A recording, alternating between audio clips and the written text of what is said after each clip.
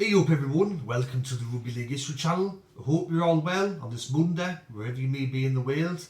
Tonight's video I'm going to be doing my tips for round 1 of the 2021 NRL season. The season's finally upon us after months of off-field incidents, player transfers, coaches being appointed and a lot of build-up and anticipation. Here we are, finally. This Thursday, the Rugby League is back. So I'm going to be doing my tips for you right now. So the first match to be kicking off the season, it's going to be on Thursday night between Melbourne, the defending premiers, and South Sydney. And this match is being played at Amy Park, and it's kicking off at 9:05 in the morning my time here in the UK. So I might not get a chance to watch this game, but that's when it's kicking off. So Melbourne against South, two teams that have been predicted to be up there at season's end, competing for that premiership. One thing for South though, that maybe people out there don't know, is that South have never won in Victoria. They've never won in Melbourne. And their record against Melbourne is quite poor. So they've played 35 matches against Melbourne in total. They've only won 5 of those. They've lost 28 and had 2 draws. So in terms of their record against Melbourne, it's quite poor. Melbourne's pretty much got exactly the same team as they did last year, except Tino's not there and Cameron Smith's not there. But besides that, their team's pretty much the same. South have some new additions. But for this match, in the opening match of the year, I'm going to go for Melbourne to win this one. I think they're probably going to win between 1 to 10 points. It's going to be a tight game, but I think Melbourne's going to get away with the win in the opening game of the season. The next match, and it's the first match on the Friday, is Newcastle against Canterbury Bankstown. This match is getting kicked off at 7 o'clock in the morning my time. It's being played at the McDonald Jones Stadium, which used to be known as Marathon Stadium when I was growing up. Both sides are predicted to have, especially for Newcastle, they're predicted to meet the finals again, or to be thereabouts. Canterbury are expected to improve with some of the additions to their roster.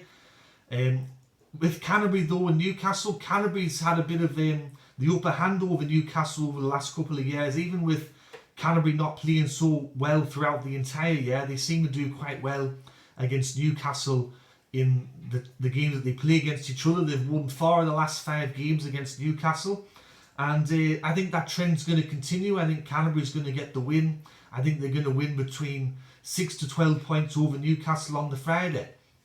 The main game on the Friday sees last year's Wooden Spooners Brisbane up against Parramatta, and this match is going to be kicking off at Suncorp Stadium there at 9:05 in the morning. I might get a chance to watch this game because I might not be working.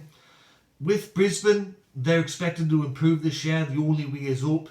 For Parramatta, this being predicted to be there at season's end in the finals. They're predicted to have another year like they did last year. Maybe not as good as what they had last year, but to be thereabouts again.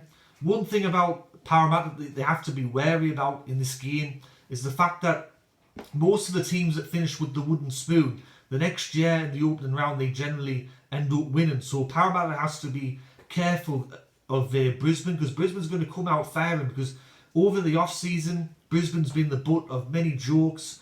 There's been media constantly dragging them down, saying you shite, you suck, you shite, you got no hope and all that. And I think the Brisbane players know this, and they've probably seen this and what the media's been saying. They're going to come out firing.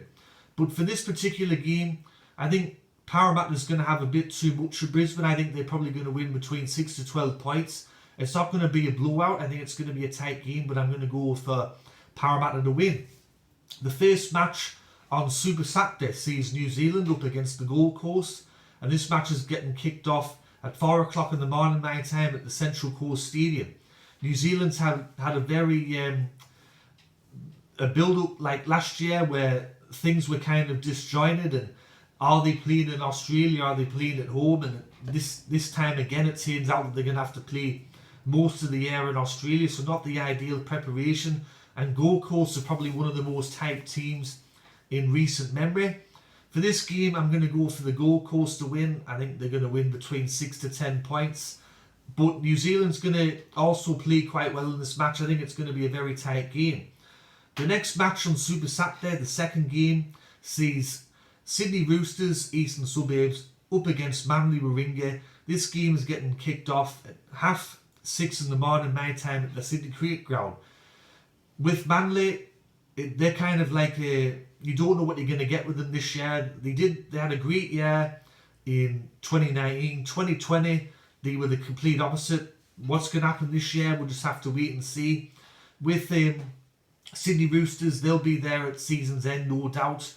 They've still got a good side, they've still got a good depth, so a lot of people will be expecting them to be there at season's end.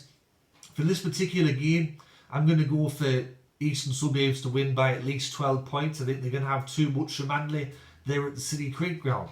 And the final match on Super Saturday sees Penrith up against North Queensland. As we all know, Penrith had that amazing year last year, but they choked in the grand final when it mattered. And North Queensland, they'll be looking to improve this year after a couple of disappointing years. One thing about North Queensland though, if you are a North Queensland fan, is that in the last 16 games that North Queensland played against Penrith, they've won 10. So they do have a good record against Penrith. This match is being played at home though, at Penrith's ground, at Penrith Park there. So for this particular game, I think Penrith's going to kick off where they started last year in 2020. I think they're going to come away with the win against North Queensland. I think they're probably going to win between 10 to 16 points over North Queensland there on the Saturday night. The first match on the Sunday sees Canterbury up against the West Tigers. This game's being played at GIO Stadium, or as it was known when I was growing up, Bruce Stadium. So Canterbury had a very good year last year. West Tigers not so much, and West Tigers have been expected by many to finish towards the bottom of the ladder this year. Canberra is one of the Premiership favourites, or one of the dark horses to win the 2021 NRL Premiership. For this particular match, Canberra have a superior record over the West Tigers. West Tigers have only beaten Canberra twice since 2014, and I expect that to continue down there in Canberra. I think Canberra's going to beat West Tigers by 13 plus. And the final game to close off the round is the local derby. It's between St George and Cronulla. This match is getting kicked off at 7:15 my time in the morning, and it's being played at Conqueror Oval, where both teams are going to be playing home matches this year. So for St George, a lot of people out there expecting them to come towards the bottom of the ladder. Not much hope. And with Cronulla, a lot of people are expecting them to also struggle this year. No Sean Johnson for the first couple of weeks.